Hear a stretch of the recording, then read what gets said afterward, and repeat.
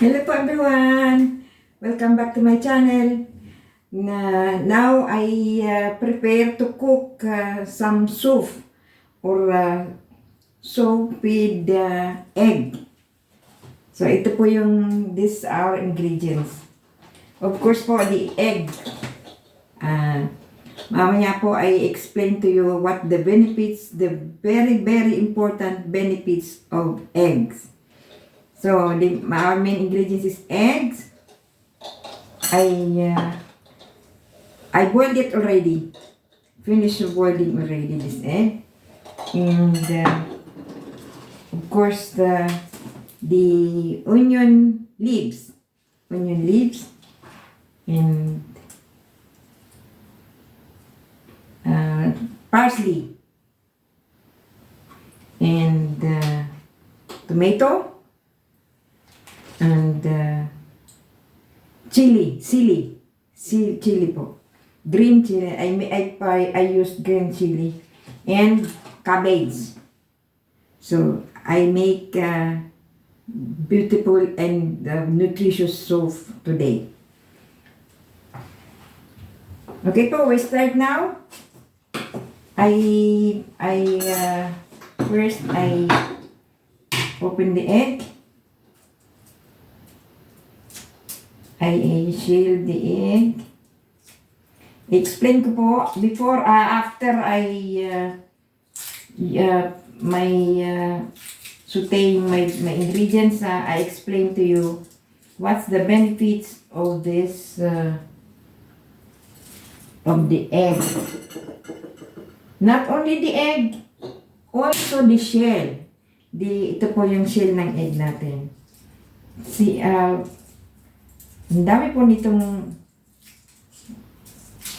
ito po yung mapapakinabangan para sa ating health. Kasi po, ang dami natin ngayong sakit. Lalo na sa kulang sa potassium. Ay, ingat po tayo. Now,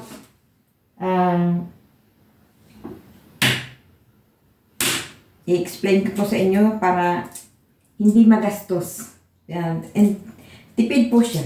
Hindi ka pupunta ng ospital. Ito po ay maraming benefits ang eggshell. Hindi lang po sa tao, also po on plants. Okay po. So, these are 3 egg. And then, I cut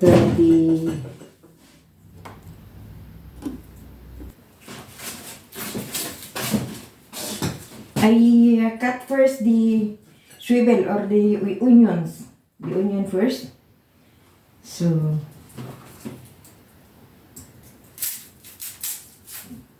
prepare the onions.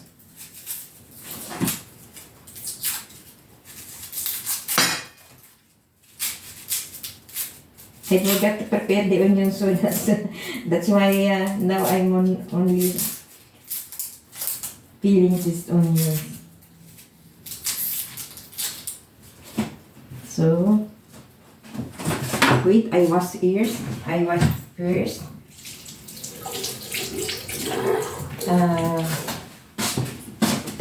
Tips ko nga po pala sa inyo. If you using onions and then you ready to cook, then wash it first in cold water or little hot water or warm water. Para po maalis yung dagta sa pagbabalat. Yung pang advice. At meron pa din po akong advice sa inyo, pag nag-open po kayo ng onions, huwag nyo na pong, pag hinahiwa nyo na po yung onions, huwag nyo na pong ititira yung kalahati. Kaya po, I think I suggest buy onions in middle or in medium size or in small size. Kung kaunti lang po ang lutuin nyo.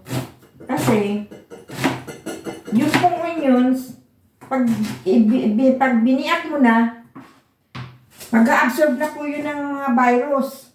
Kaya hindi na po advisable na kainin. Start na po tayo. Wait. My gas is not open.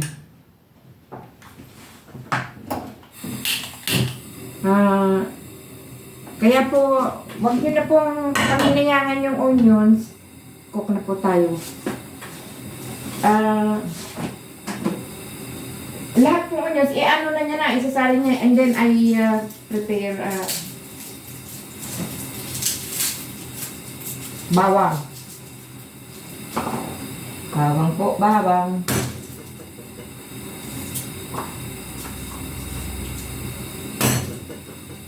Marami po itong nutrients na makukuha natin sa lulutuin ko ngayon. Ito po also, aside from onions, ito pong bawang is good for, dahil na po din yung may mga edad-edad na, good for our heart. Hindi po yung love life. Okay. Wait. Oil. Para sa po. Kunti lang po tayo gumagamit ng oil. Hindi po sa nagtitipid kaya lang pag gagamit tayo ng oil, minimum lang kasi magkakalat yun sa ating fats o magiging fats yun sa ating katawan. Hindi na po tayo healthy. Pag ang fat po sa ating katawan ay sobra, ay masama na po yun. Kaya kailangan tama lang. And then I cut the tomato, kamatis. Yan po, from onions, bawang, and now the tomato. Also rich in calcium because this tomato. Sabi nga po, itong tomato ay hindi kabilang sa vegetable o vinous. Ito po ay kabilang sa fruit.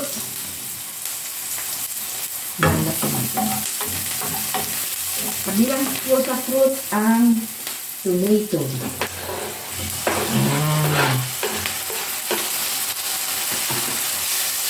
Bisa lang po tayo.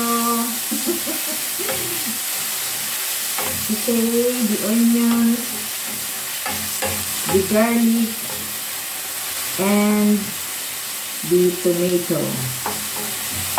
On that, I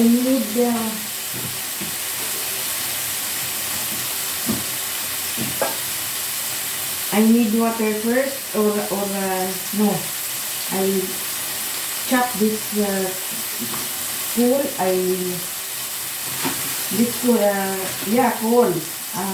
Green coal. Green coal po ang tawag dito sa German. So, ang ating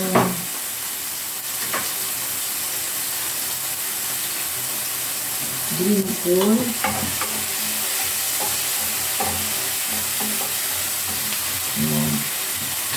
Chop na po natin. At sasama po natin dito sa ating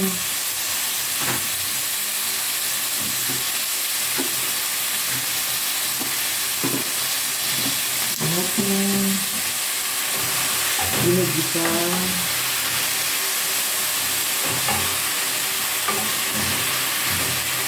Wala pa akong, I don't have a measurement on this because depende po sa inyo kung marami lulutuin nyo o konti. I just present to you the ingredients, ano po yung ginawa kong ingredients. Yun lang po, kasi nasa inyo na po yung kung marami kayo lulutuin o konti lang. Yan. And then, I need to get water. Wait a minute. Anit, kasi mainit. Need po natin ng water. Dito po yung ating Oh. And then, yan. And then, need ko po ang oh, I don't have the cover. Cover first. Cover first and wait to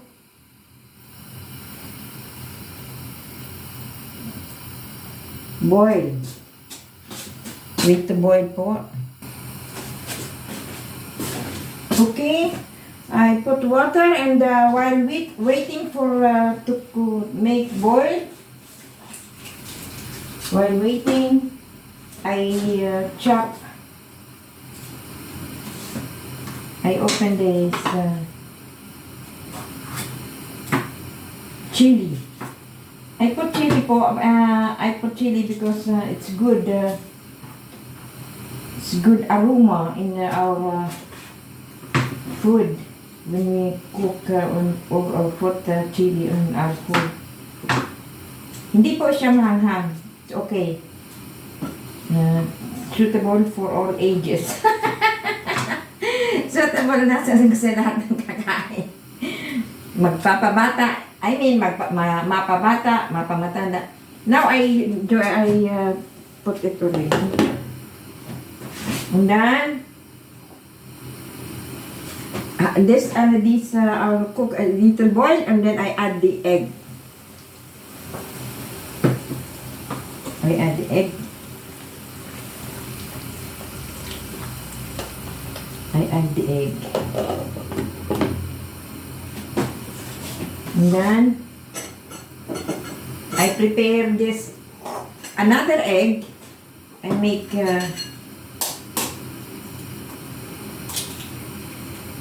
scrambled egg. Little salt. So that when we eat the egg, it's have a taste also.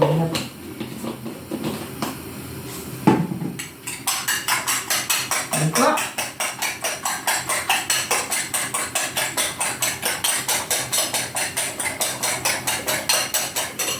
Ayan po.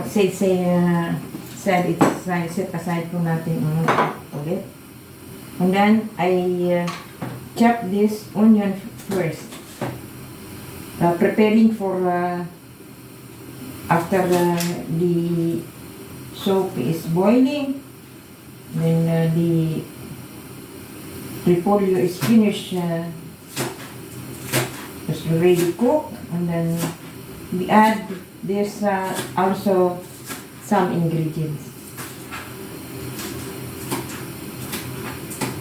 Tipong damo ng onions and parsley. I put parsley. This is a good aroma in our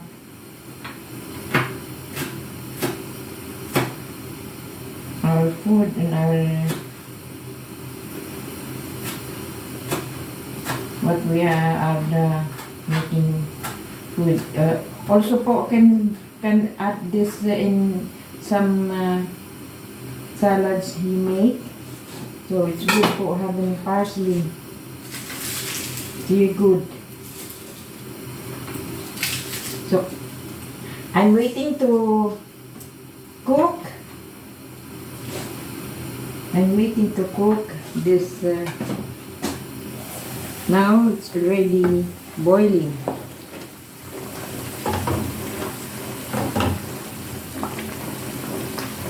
And then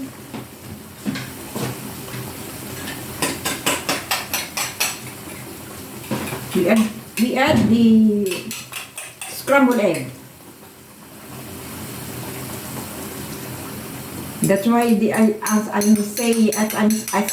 I said, our main ingredients is egg or aya. Aya po is egg here. Aya. In Arabic po ay beda. Add po tayo ng beda or aya or egg.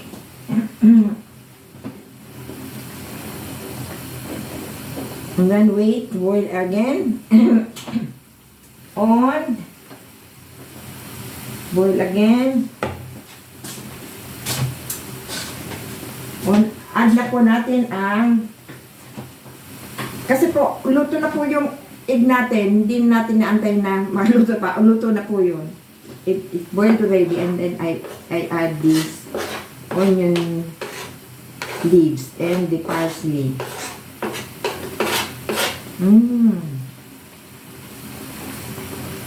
Sa amoy pa lang, masarap na. Easy to cook, and the ingredients is also hindi masyadong mahal. Kayang-kaya. It recommended for all ages. From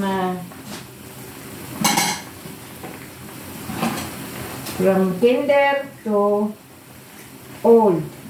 Kinder. Okay po. And then, while we boiling this, the soap, I explain to you how to use this eggshell to get some nutritious value on this egg and this. I explain to you. Ito pong shell ng egg natin. Ang dami po nitong benefit sa ating health. Unang-una po, yung egg ng shell ng potassium po. For example, meron pong may sakit sa inyo na mababa ang potassium kasi po karaniwan sa atin, pag nagpa-check up tayo, may mababa ang potassium, lalo na yung nanghihina. At saka po, be careful and be aware on your potassium. Pag nagbumaba po ang potassium natin, bigla na lang tayong mawawala ng malay kung super baba na po ng potassium natin. I recommend po yung eggshell. Ito po ay i-makina natin, i-blender natin o i-grind natin. I-grind nyo po. I-grind nyo po yung, patuyuin muna siya. Tapos, pagkatapos po natuyo na, alisin po yung white na dumidikit doon sa shell. Tapos po, and then, blend po sa araw. Tapos, i-grind po natin. Yung pong, ilagay po natin sa number 1, yung grinder natin, para po maging pulver, o ang pulver, yung pinong-pino. Pulver po yung pinong-pino. Yun. Tapos, pag magluto po tayo ng ating pagkain, halimbawa gulay, o kaya ginisa, o kaya any na putahe na lulutuin natin. Kung ang bawat isa pong tao, halimbawa kung ilan ang equivalence po dyan, 1 teaspoon. 1 teaspoon na giniling na shell ng egg, isama po natin sa ating luto. Yan po ay para makuha natin yung tamang potassium sa ating katawan. Yun, kaya po sabi ko napaka-importante ng hindi lang po yung laman ng egg, din nyo po mas maraming potassium ang makukuha sa eggshell kaysa dun po sa mismong egg. Kaya po wag natin bahalain yung dun po sa may mga sakit na pag na-check up ng doktor ninyo na mababa ang potassium nyo, na po tayo, sabi nga ng yan, it's better yung paghahanda kaysa doon sa paggagamot. Yun. At tapos po, maliban po dun sa tao, sa parang may nutrients sa tao, ito po ay nagsisilbi din nutrients sa ating mga plants. Crush po natin to, durugin lang po natin siya, tapos mix natin doon sa ating plants na yung lupa sa natataniman ng plants natin. Kasi ito po ay, kung yung po sa potassium sa tao, ganun din po yun sa plants natin. Kaya maganda po ang tubo ng mga plants natin. So I think nakakuha kayo ng idea para sa akin na kaya ko po ito ginawa kasi nga po gusto ko pong ma-share sa inyo yung egg. Marami siyang nutritious value sa ating na makukuha natin para sa ating katawan. Maliban po doon sa gulay, maliban po doon sa mga ingredients, mas marami po ang nutritious value ng egg. Maliban doon sa egg mismo, sa laman, at mas madami po ang makukuha natin sa shell. Okay po? Sana po makakuha kayo ng idea para sa akin. Again po, yung onions, kung magagamit kayo, yun lang pong maliit o tamang-tama lang, o medium size, huwag nyo na pong iiwan yung kalahati kasi mag-a-absorb pa po yun ng mga virus sa kung saan man dyan nakalagay, kung sa inyong bahay. Kaya po, I recommend na ubusin nyo na. Okay po. Thank you so much. Sana po nakakuha kayo ng magandang tips, ng nutritional tips sa akin. At ito po ay wag nyong anuhin kasi sasabihin na okay. Ang dali-dali naman ng niluto ko. Hindi po ang main target ko po doon ay yung ano makukuha ninyo sa nutrition sa egg. Yun po. Salamat po sa panonood. Please subscribe my channel on YouTube and also watch my video. Okay po? Thank you so much. To God be the glory.